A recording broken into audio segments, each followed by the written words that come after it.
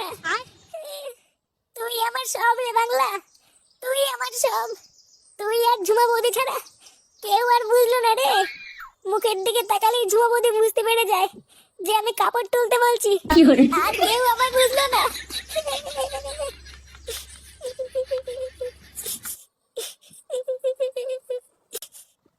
পেঁয়াজ, রসুন, আদা, মাংস, নে লেওড়া আমাদের পিকনিকের লিস্ট রেডি।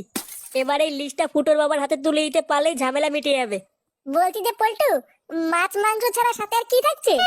কি থাকছে মানে? আবার কি থাকবে? আরে পল্টুদা,